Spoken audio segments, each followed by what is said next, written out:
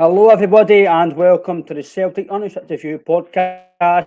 My name is Ryan Clifford, and this episode it's 1 year of Ange. As about a year ago, Ange Postecoglou was announced at Celtic. We're joined by Harper from Australia.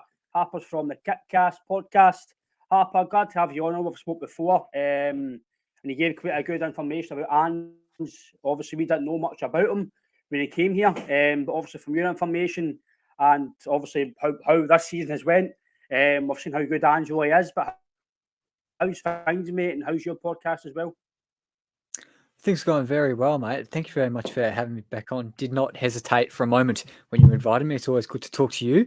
Good to spread the Postecoglou propaganda. Us Aussies, we love that. But my podcast is going very well. I kind of rotate on and off with another host, so I do it every second week. The Kickcast for the Aussie football website Kick360. So if you want to learn about Aussie football, or you already know a bit about it and want to know more, check out the Kickcast and Kick360, the website as a whole. It's a really good website. Lots of great young journalists who know a lot more than me. Very passionate. And yeah, I'd highly recommend people checking it out. Kick360.com.au and the Kickcast as well. It's good. I've seen as well, obviously, in your podcast and stuff, it's varied.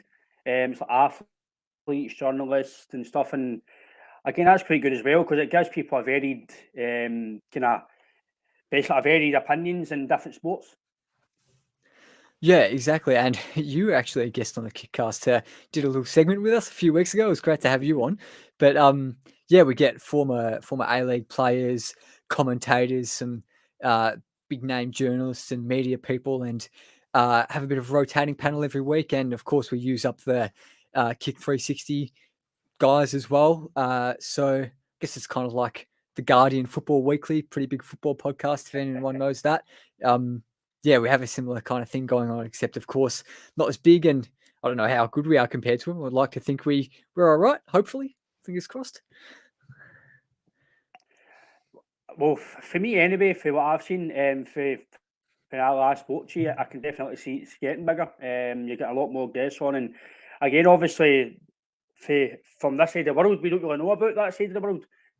When it comes to obviously athletes and stuff, so for me, it's good to see other people for that side of the world having stuff like that because for over here we don't really see that. We don't really know about this and how the Australian football works. Obviously, I know before we come on, you mentioned it's kind of the off season for Australian football.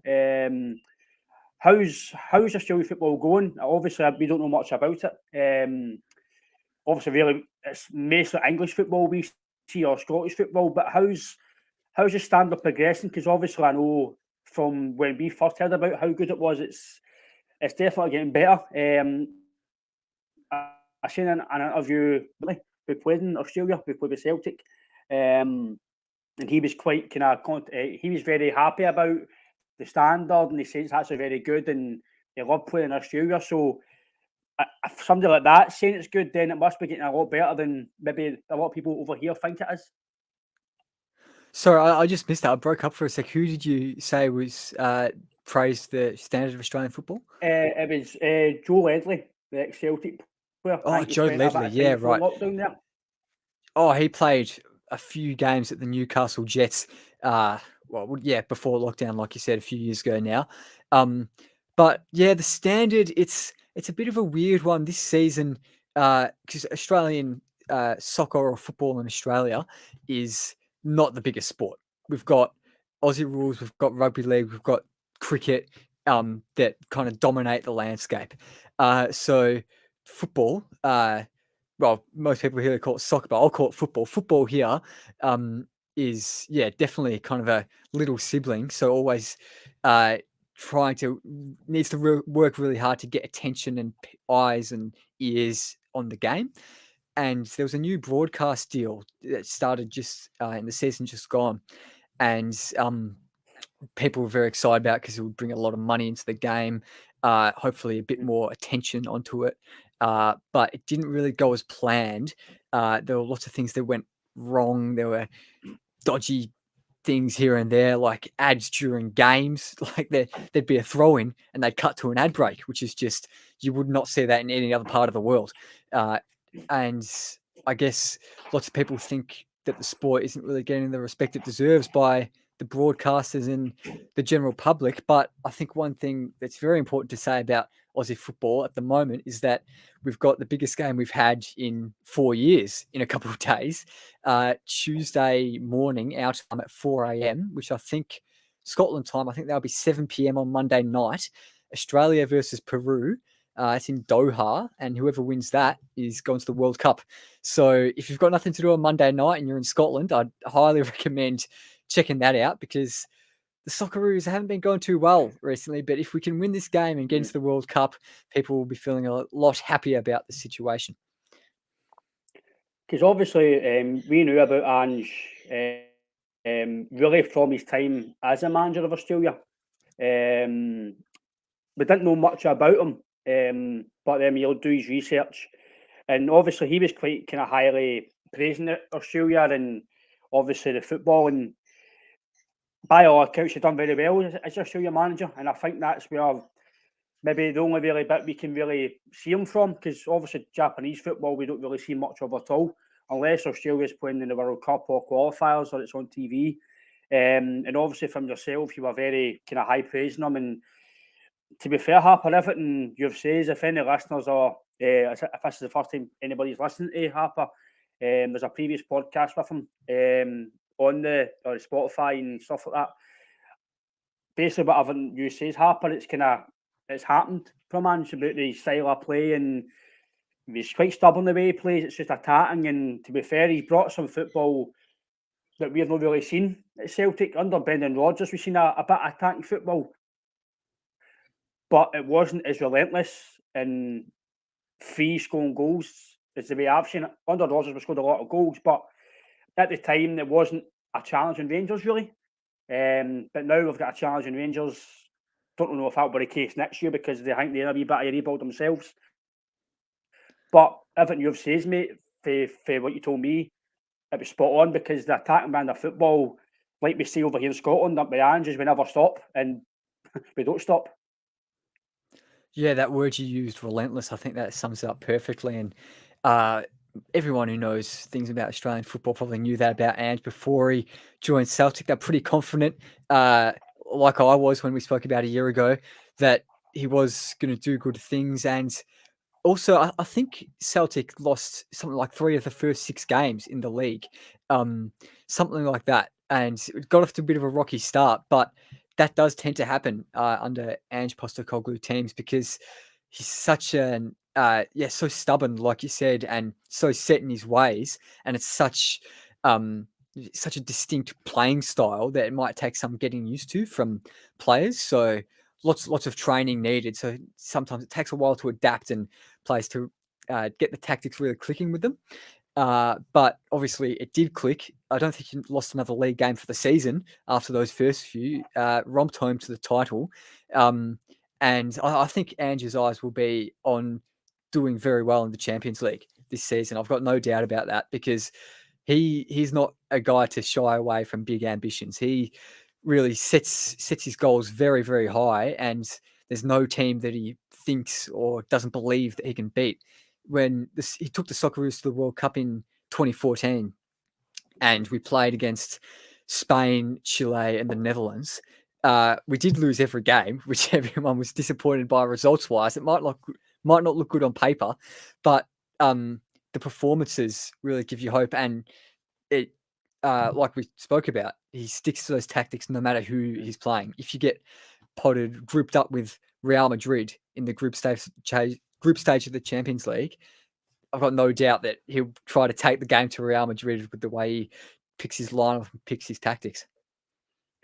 Yeah, I think definitely when it comes to the Champions League, I think that will be, it might be his biggest stage. I don't know if that, obviously, I don't know how big being Australia manager is to a lot of people and how big he was in Japan, but I think from me anyway, the Champions League's probably the pinnacle of being a manager, maybe getting to that stage as a club manager.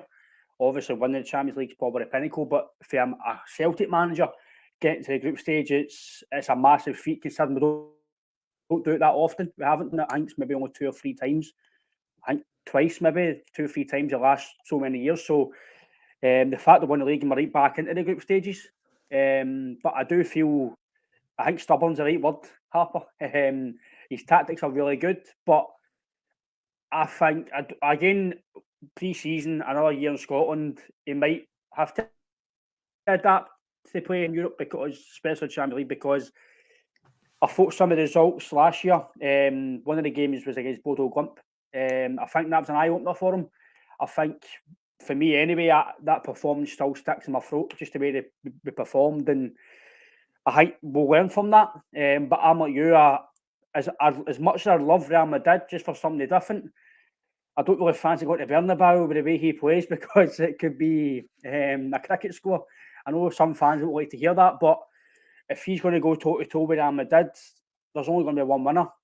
So I think maybe adapting these tactics, maybe it could be a learning curve for him. And I just hope that does happen, because you can't really go toe-to-toe with these teams, because Rodgers tried to do it with Barcelona, PSG, and we've seen what happened with that. We get absolutely annihilated. So I think Ange is maybe better tactically than Rodgers, maybe in that sense. I hope he is, because I think the Champions League, I think we'll need to be. Well, I wouldn't say he's more tactically versatile than Rodgers, because Ange is so set in his ways. I don't think he's going to change his tactics against Real Madrid, despite maybe lessons that he should have learned from the past. Look, I could be wrong about that, but I'm pretty sure that he's going to stick to his methods. I'll use another example from that 2014 World Cup. Australia was playing against the Netherlands, who were runners-up, of course, in the previous World Cup. So superstars just that littered across the whole starting 11, the whole squad. And Australia took the lead against them and could have won, possibly. We lost 3-2 in the end, but we were 2-1 up. Tim Cahill scored an amazing goal. I'm not sure if you remembered that one.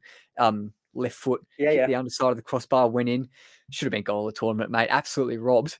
But I think if he's going to try go toe-to-toe with teams like that in the World Cup with tiny little Australia, I don't think there's any reason why he won't want to do the same with Celtic against Real Madrid. Yes, it's 8 years later, but he hasn't shown any signs that I've seen. I haven't picked up on anything that says he's going to change that. I hope you're right. Sorry. I hope you're right, mate, because this is, for me, it's a Celtic, you're not really expected to qualify from the group. Just being there is obviously a bonus, but I think this year we've got to try and do a bit better. Finishing second would be amazing, but I think just finishing third and getting to the Europa League would be something. That the fact that we're in Europe after Christmas, but I think we need to try and compete a bit more. Obviously, budget and etc. can hamper that, but like you say, with the team spirit we're under Ange and the way he plays, especially at home, I think we can make Celtic Park a fortress in the Champions League. I think that could be something we could do. But see, obviously, when he's came, obviously we spoke.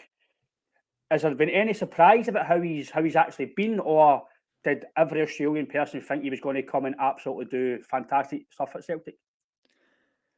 I don't think anyone's surprised about the results he was getting and the fact that he won the title and the fact that he won everyone over, despite some doubters at the start. But I think, for me personally, I'm still just kind of pinching myself that he's in this position.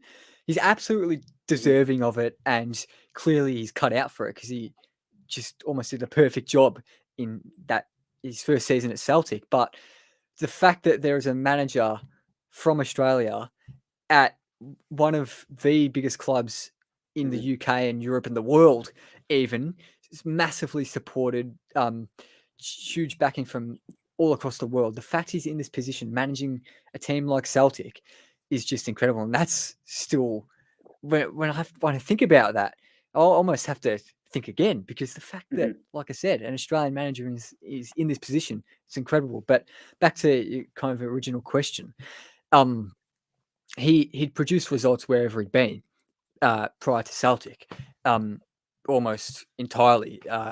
Not so much before Brisbane Roar, but he was kind of up and coming as a manager then. But Mm. once he really found his way of doing things at Brisbane Roar in the kind of early 2010s, that's when, he found his method. He found the tactics he wanted to use, and he still uses every game, week in, week out, and produces results. I think, obviously, as you mentioned, we didn't really know much about him, but when you do a bit of research about him and the way his team playing, the results, and he's been a success just about everywhere he's went. And the Scottish media, I don't know how much in Australia that you hear of the Scottish media, but over here, I would say he was kind of disrespected. Oh, Um, absolutely, yeah. it was disrespect. I don't know how much of the Scottish media you get to hear from, but obviously Twitter and social media is a big thing now. But it was disrespected as soon as he came in, and I still think he's still a bit disrespected. There was actually a documentary on Scottish television about how Celtic won the league, and they still didn't really give him a lot of praise. They didn't really give Celtic a lot of praise, and I think hopefully now they're starting to realise. For me, I do believe he's what I would call an elite manager. I think he's a top manager. Not just a top coach, he's a top manager. You can see the players respond to him. The players are all want to play for him, and he's brought the fans back together again. Obviously, with last season, we all know how absolute disastrous it was. The board were fighting with the fans were fighting with the players. It was all over the place, and he's brought us back again. He's basically brought us Celtic back. We lost Celtic for a year, and we've basically got it back. And he's done that within a year. So just imagine how good he's going to get us after a year, another year, in 2 years. It could be really special.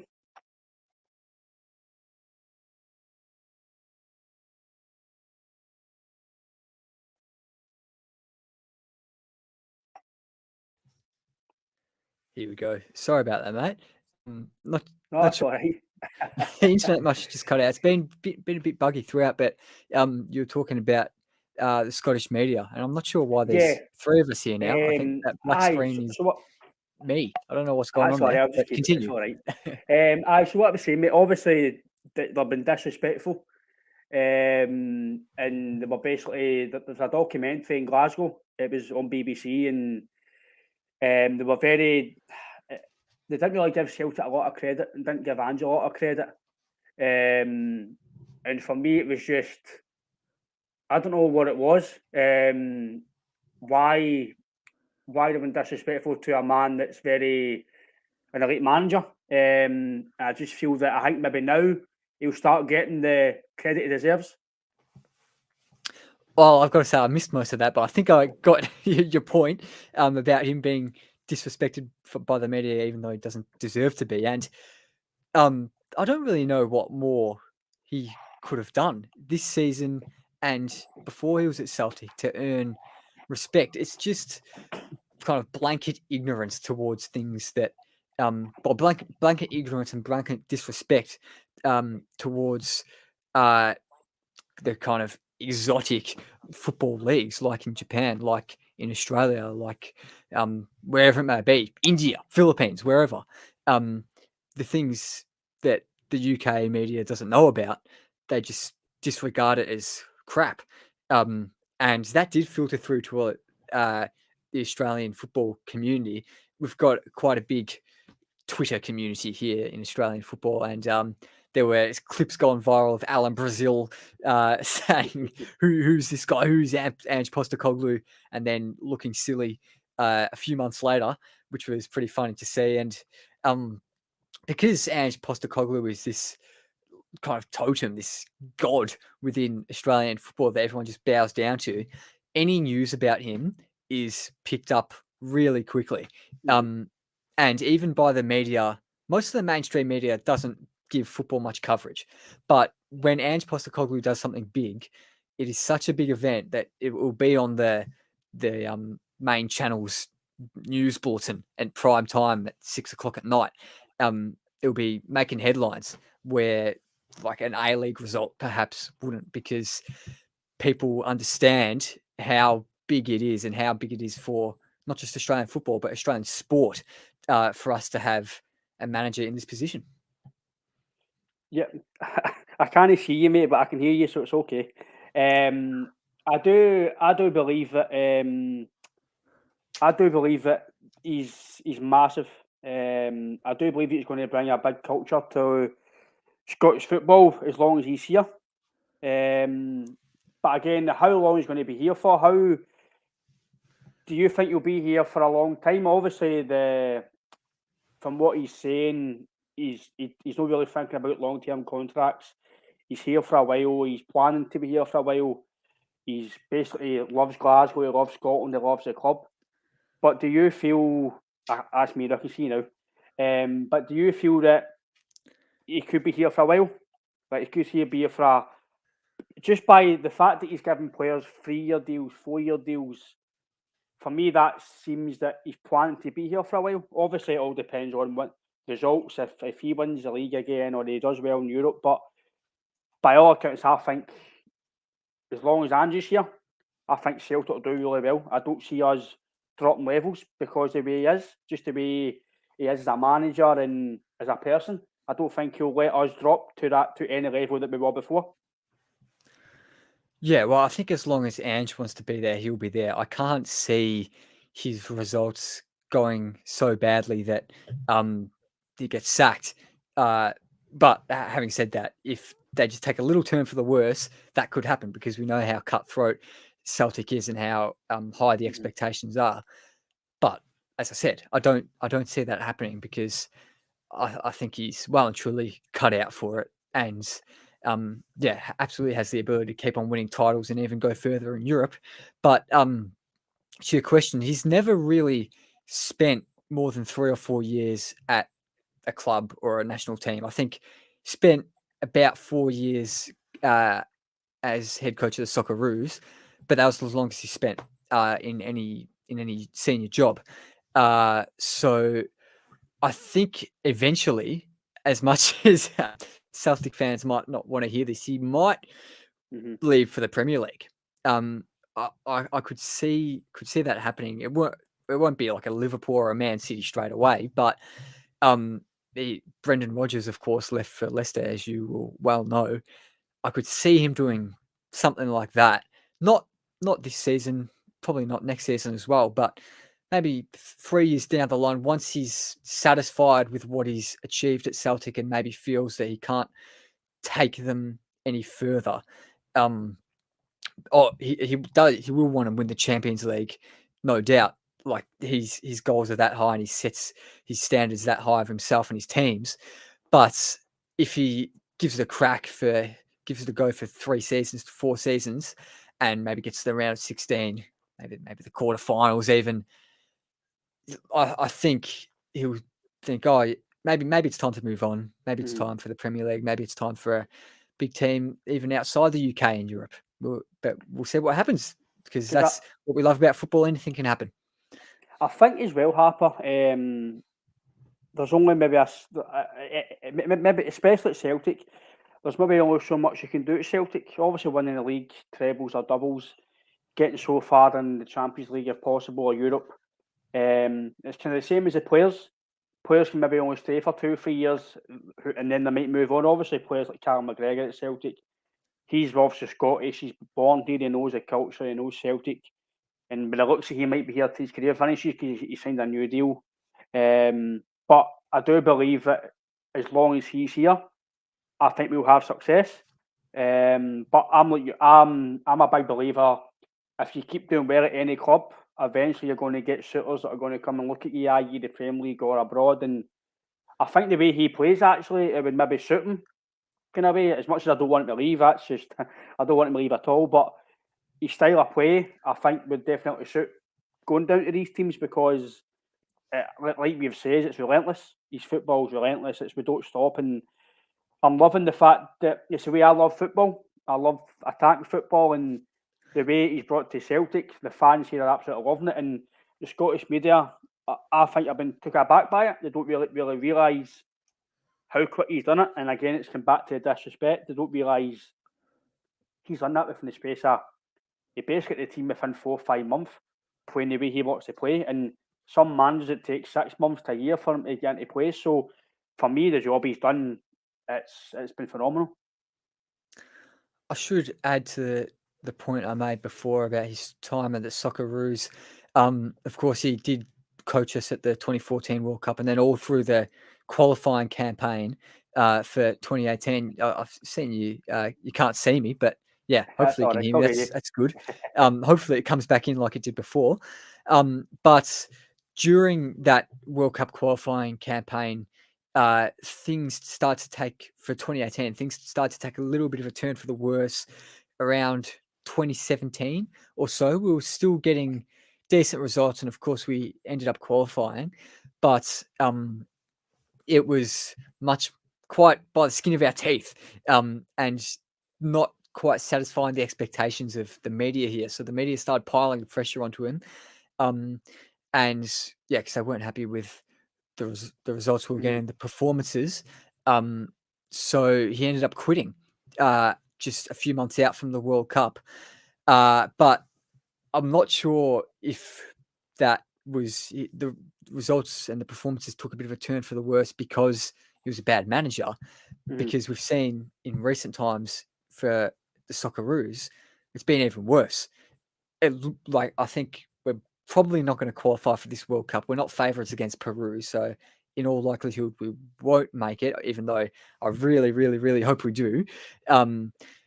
But yeah, it's an interesting one because it would be interesting to know what positions the Socceroos would be in at the moment if Ange was still here. But he got a bit prickly with the media, got a bit angry with them, as he tends to do, as you'd well know. So he did famously quit in, I think it was November 2017. But I do think he would be absolutely willing and excited and enthusiastic to take on a job at a kind of mid-table Premier League team, post-Celtic, like a Leicester, like a Wolves, like a West Ham or something like that. Not a top six club straight away unless he goes and wins the Champions League with Celtic. But hopefully that bigger and better things to come in the future. As big as Celtic is now, he hopefully just keeps on smashing it. I hope so, mate. Because like you says, Celtic's a massive, massive club. I think unless you come to Scotland or you come and play as a player here or you see a game, I don't think you realise how big Celtic is. I've seen some former players speaking about it. They don't realise until they come here how big it is and how good it is. And I think Ange has obviously found that out. He says he's happy here. His family's happy. He's fitting in well with the culture of the club, and we've got a manager that obviously gets Celtic and he gets the club. I think that's a big thing. He's brought the team spirit back together, and by all accounts, he brought some real quality to the team. Also, we've signed the centre back Cameron Carter-Vickers. Jota looks like hopefully signing. He's bringing guys that are going to come to play, and they're very, very good players. And I think it's just refreshing, Harper, for us to see a manager do his recruitment very early, because at Celtic, sometimes because of the qualifiers, you don't really get players in quickly, and players come at the end of the window and the team's up in arms. But for what the guy's done and the way he's getting his recruitment sorted, it's very refreshing for us as fans. Yeah, I think because he has such a distinct way of playing, a distinct way of communicating, a distinct way of leading, he almost, wherever he goes, the identity of the team is his identity, and he makes that identity. Like I said, he's this kind of totemic, godlike figure where everything kind of is centered around him. Yeah, because he's just so different to everyone else. You can tell what an Ange Postecoglou team is, even if you don't know it's led by Ange Postecoglou. You watch Celtic and you think, oh, yeah, they play like an Ange Postecoglou team. And you watch the Yokohama F. Marinos teams of 2019 and, oh, yeah, that's an Ange Postecoglou team because he does have that, very distinct Ange Postecoglou flavour about all the teams that he leads. Yeah, I just think it's refreshing for us, Harper, the way he's doing his business, and obviously there's talk about Harry Kewell joining them as well as the backroom staff. We all know how Harry Kewell was a fantastic player. I know some injuries caught him up near the end of his career, but he was a very good player, top player actually, to be fair. I know he done well with Australia as well, playing wise, and I know as a manager he's not really done well, but different managers can be a better coach. I don't know if you've heard much about Harry Kewell coming to Celtic over there, but what's the kind of thoughts about Harry Kewell obviously as a player, and what do you think he might bring to Celtic? Well, as a player, yeah, just riddled with injuries, just all throughout his career. He could never quite hit the potential we always knew he had, because he was just struck down by injuries so often. And probably we didn't see the best of him in a Socceroos shirt. But as a manager, he managed the Watford youth team first up. Could have been the under 23s, maybe the under 18s. But then I think almost straight away after that, he moved on to lower league sides in England. Managed Crawley, Barnet, Notts County, Oldham. Maybe there's one other in there, but never lasted more than 2 full seasons. And Barnet, his most recent one, he got sacked after 7 games and no wins. So the kind of sentiment and the feelings around Harry Kewell as a manager at the moment is that he's probably not ready to be a first team proper manager. So it is exciting to see him at Celtic because it's exciting to see any Australian in a big position. But it's hard to know what exactly his role is going to be, because at Celtic there is a big team of assistant coaches and that kind of thing. And personally, I don't know much about the way Harry Kewell likes to have his teams play. He's not going to change the way Celtic plays because it's going to be the way Ange Postecoglou wants. But I don't know what his tactics are like or what his coaching styles are personally, because he was so low down in the football pyramid in England and didn't get to see many of those League 2, League 1 games. But Australians are very excited about that, and hopefully they can form a good team, and Celtic can go even better than last season this coming season. I think as well the fact that Ange's maybe got somebody that he knows, somebody's maybe in a connection with as well, that'll help him as well. Having a backroom staff that he knows, obviously he came to Celtic with a backroom staff that he didn't know. I know there was talk about he was going to bring people in anyway, maybe this year that he knew to help him along his journey, and I think it's maybe a welcome addition. I think as well the players will. I think they would respect him as well. The fact that Ange brought him in, and the fact that what he's done in his career, he's had a very, very good career, played at the top level. Got a winning mentality, playing with teams like Leeds, etc. At Liverpool as well, he played with. So he's a lot of experience in the football side of the game. He's had his try at management. Coaching is obviously a big, big difference from management, but come to Celtic as well, I think it's a massive job for him as well. I don't think he'll probably downplay that when obviously I don't know when he's signed. If he has signed, there's nothing really concrete he's signed yet. But they were just saying he was in talks. But I think when he signed, you might see him being very kind of upbeat and happy to beat Celtic. Like you say, there's not many big jobs in the world at Celtic. Absolutely, and although they would have kind of both been in the Australian football community and crossed paths, Ange and Harry Kewell never actually worked together. When Ange coached the Socceroos and when he coached Melbourne Victory here in the A-League, Harry Kewell left both of those sides just before Ange came in. So they've never actually worked together in a team. But yeah, like you said, it is very exciting. He had a winning mentality as a player, but we haven't seen much about like if Harry Kewell's cut out to be a first team manager. So I think it is good for him to be in an assistant role where there isn't quite as much pressure and there isn't quite as much responsibility. So Harry Kewell can work his way up to becoming maybe having another cracking League 2 and not getting sacked so quickly next time. We've got a comment from the YouTube, Harper. Harper, what is the hype like around Celtic and Ange coming to Oz in November? And is it still a big story in the media over there? Are they very excited about it? Is it something that's popping up a lot? Obviously, the anticipation of Celtic going there in November. I think when it was announced, there was a bit of a hoo-ha about it. People got a bit excited, but that was a couple of months ago now. It's still 5 months away. So the excitement has died down a little bit. You don't really hear about it in the media anymore or anything like that. But Rangers pulling out was a big story. When did that happen? Early May, maybe late April, where Rangers pulled out. They pulled out very quickly, didn't they? Yeah. So yeah, it is disappointing that Rangers can't come.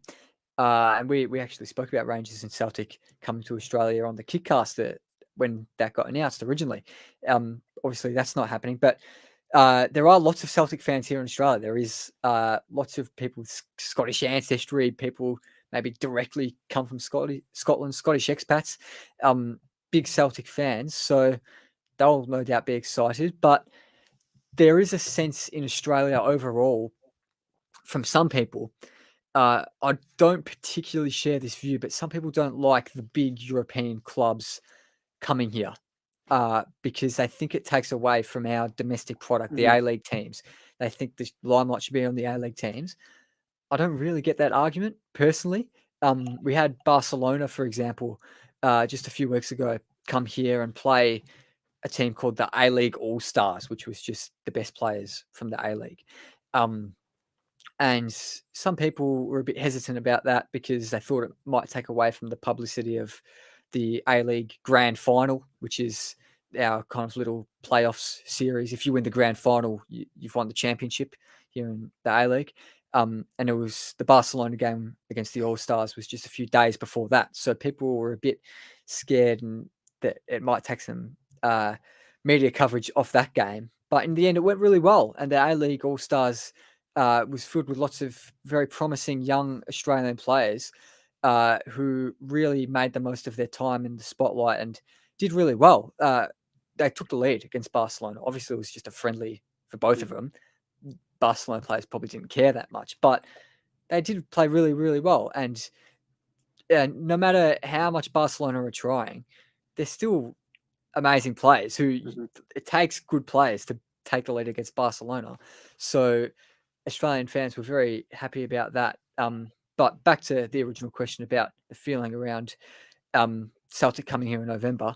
Overall, people are excited, but it's a while away. So hopefully the excitement picks up around late October, early November time.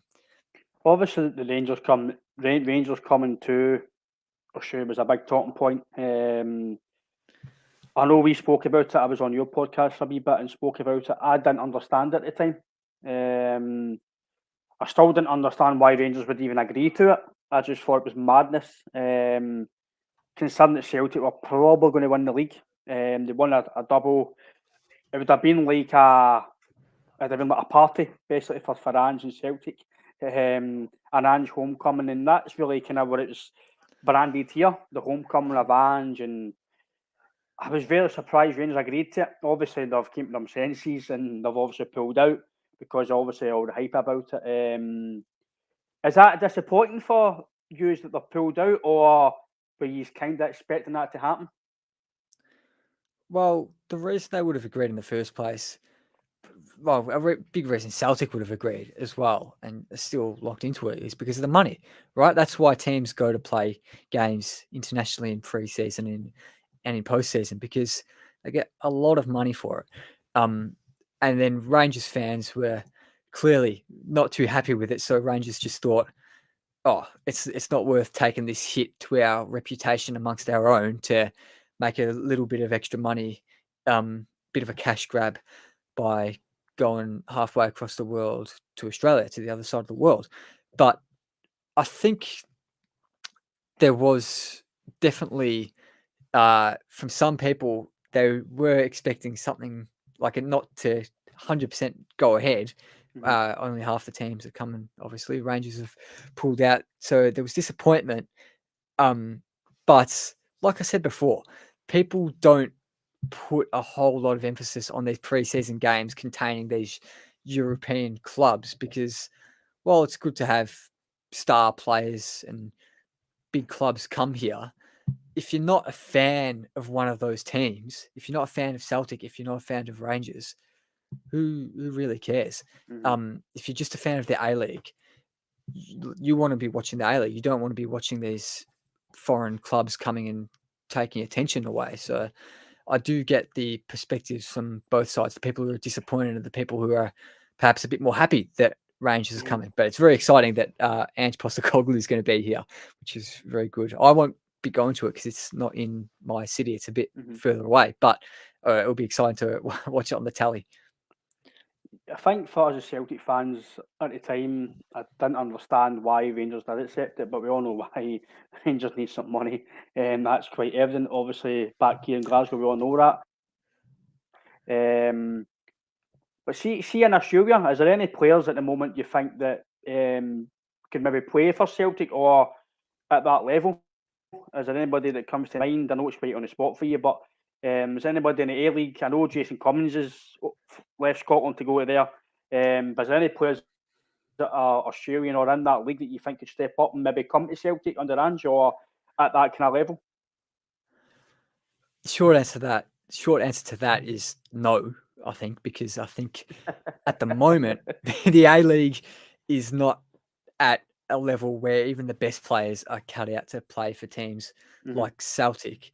But there are lots of young players in the A League who played in that A League All Stars game who played really well. They really shone. So maybe in the future they could play for Celtic. But there's one guy who's 15, 16 years old who played in that game. He was really good, but he's not going to be in his prime for another 10 years till Yeah. 2032.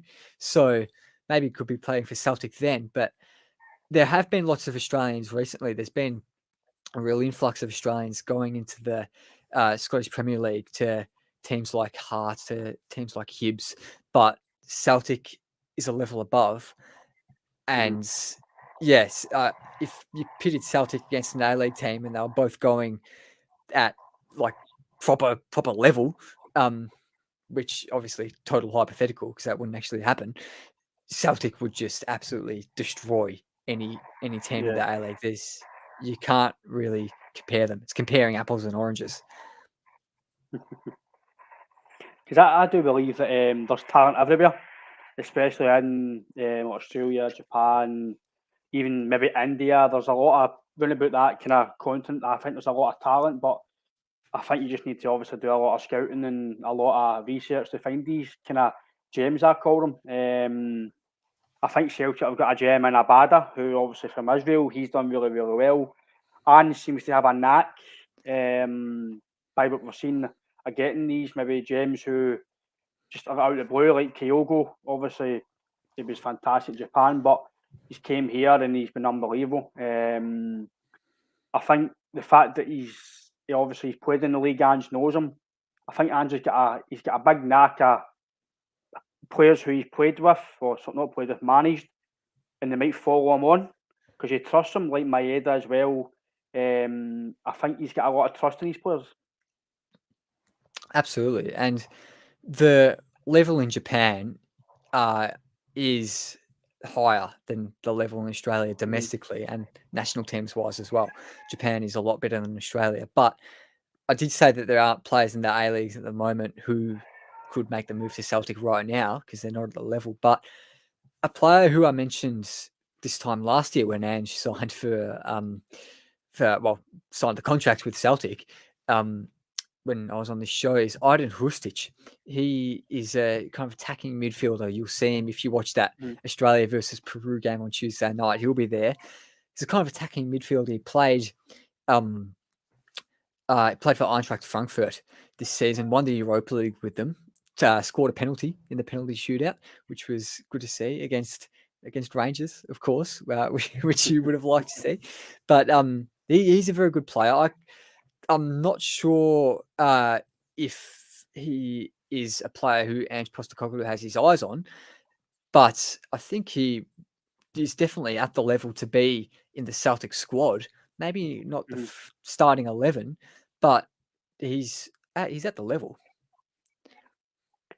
So I think obviously us now. I know that football's changing, players are getting older and retiring. Australian football, I don't really know a lot of players. Maybe if I seen a name, I go, oh, I recognise him. But I don't really know much about, obviously, the play you mentioned there. I know, obviously, Rangers get beat, which is good for us because if that happened, I don't think we'd have had the last of it. So I think, obviously, Australian football, I don't know much about, but I think maybe Ange coming here, it might make a lot of people kind of open their eyes to that side of the world a bit more. Yeah, absolutely. And there has been, like I said before, real influx of Aussie players going to the SPFL. Hearts have got 3 Aussie players now. They've got Kai Rolls, Nathaniel Atkinson as well, who's a right back, and Cam Devlin, who's a midfielder. And then Livingston's got a player, Hibbs, like I said before. Dylan McGowan's at Kilmarnock, and I think St. Mirren are almost about to sign a player called Keanu Bacchus as well. So obviously those teams aren't near the level of Celtic. So if you put those players in the Celtic team, they wouldn't even get a spot on the bench, most likely. But I've seen the question here from Jotty Boy too. I'll just read that out. Fran Karacic playing for Brescia at 26. Are you surprised, Harper, that he hasn't moved on to a higher level due to his early predictions from Mark Bosnich of being a top defender? Yeah, with Fran Karacic, it's been an interesting one because he hasn't really spent a whole lot of time in Australia. He was born in Croatia. I don't think he'd even set foot in Australia until he played for the Socceroos. He only became eligible for Australia because his father was born here. So it's an interesting one to see how it developed because he wasn't really on anyone's radar before, just before the 2018 World Cup. I think he was named in the preliminary squad for the 2018 World Cup and then cut. So he's a handy player at right back for sure. I'm not too surprised that he hasn't quite met Mark Bosnich's expectations because it's easy to put very high expectations on anyone. Sensationalism gets clicks and gets attention. So yeah, that doesn't surprise me massively, Fran Karacic, but there's still lots of time for him. He's only 26. He's got many years left in him. I think that's the thing as well, Harper, is that we've been talking about on the podcast, and as fans, we need to try and get players at a certain age, like 25, 26, just before their peak. Because we are used to signing guys at maybe 20, 21 for a lot of money and class them as like project signings. And maybe under Ange, he's brought players like Abada to come in and just play. Even though they're young, they're ready to come in and play. And it's something now that is happening. He's buying players to come in and play right away instead of sitting on the bench and having to wait 6 months, a year to mature and come and play. And I think that's one thing I've liked, the fact that he's signing players just to come in and hit the ground running. Because under Neil Lennon, even Rodgers, even past Rodgers, we were signing players to come in and just sit on the bench and not really play, no getting a chance. But I think under Ange, if you're good enough, I think you'll get a chance. I think Ange doesn't have project players. He more has project teams. He takes these teams on and he revolutionises the way they play. The fans have never seen anything like it when they start seeing the way Ange's teams play. But he kind of has most of these players who, like you said, are cherry ripe, ready to go as soon as they come in, especially at Celtic. And when he was at the Socceroos, he inherited a team with lots of players from what we call the golden generation from the 2006 World Cup, who were really good 10 years ago at that time. And they were all getting on. They were early 30s, mid 30s. The team wasn't going too well because we had all these old players. So what he did, he cut all of those old players out, pretty much. For the most part, he cut out your Lucas Neal, your Mark Schwarzer, if you've heard of those guys, and brought in these players. For example, Massimo Luongo. No one had heard of this guy called Massimo Luongo. You might not have heard of him now, but he was this player who was playing for Swindon Town, I think, at the time. Ange put him in his squad in the 2014 World Cup. Didn't do much in that World Cup, but then 6 months later, this guy Massimo Luongo played in the Asian Cup in January 2015. Still, no one had really heard of this guy Massimo Luongo. No one knew anything about the way he played, and he was player of the tournament at the Asian Cup. So he, like we were talking about before, he has got a good eye, good knack for spotting perhaps diamonds in the rough. Yeah, I can agree with that when it comes to obviously some of the players he signed here. He seems to instill a lot of belief in players. I've seen that this year. Guys like Celtic, like Anthony Ralston, didn't really play at all. He was on loan twice, didn't really play. Now he's basically the second hand to the right back we've got, who's really, really good. Joseph Janovic, he's really, really good. I think he'll go maybe better places. Hopefully not. He'll be here for a while. But Ralston's come in and improved, and I think Ange's got a knack of improving players very highly for what we've seen so far. Like you mentioned, that player there, he's maybe improved him to go and play at a bigger level. I think that's a big thing going forward with Ange. I think he's maybe improving players because his coaching style is that good. Absolutely, and he gets all the players buying into this collective mindset, the attitude that we've got to do this for the team. Everyone is, he doesn't like egos. He likes to cut down egos and kind of have everyone treat them all the same, I think.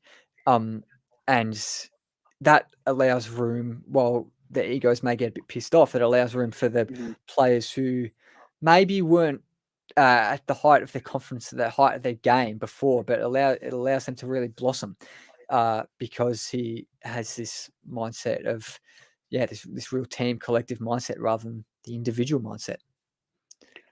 So I think obviously at Celtic, for me anyway, you can't really have project players, or you've got to win every game. Every game's, if you don't win, it's a disaster. If you draw, it's not good enough. If you get beat, it's an absolute, it's bad. So I think he knows that. His winning mentality, he's brought that to here because the way he's got us playing, and the way I think going forward, we're all excited about these signings and the way he's playing. But I think what we've touched on at the start of the podcast, it's maybe the European side that he's got to maybe improve his tactics. Obviously, we've not really seen much of him this year in Europe. But I think next year will be maybe where you see Ange at his pomp. I think that will be where you see Ange putting his full stamp on the team, and obviously in Europe. It's been brilliant to speak to Harper, and your knowledge is brilliant, mate, considering you're in Australia and don't really know much about obviously Scottish football, but your knowledge of Australia, and it's amazing for me to speak to you, and obviously for the fans and listeners who don't really know much about Ange. But obviously going forward for your podcast, hopefully it goes well, mate. I know you've got a lot going for it, and hopefully you keep getting a lot of brilliant guests on as well, mate, because you're obviously doing a good thing over in Australia. Yeah, thank you very much, Matt. There's a few things in the works at the Kickcast. We're going to be doing, for the people that are interested, we're going to be doing a few episodes a week. So the episode that I host is going to go on another feed, and that's going to be a show every Monday, but that feed isn't up yet. So if you haven't, please do subscribe to the Kickcast if you are interested in Australian football and the ins and outs of it.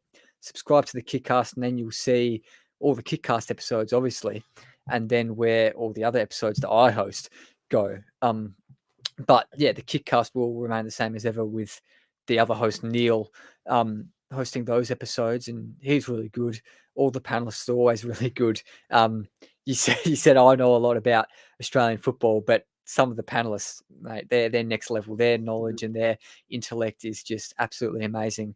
It's really cool to talk to them. It's super fun as well. We really I know look, everyone kind of says this, but we don't like to take ourselves too seriously. We have a joke, we have a laugh.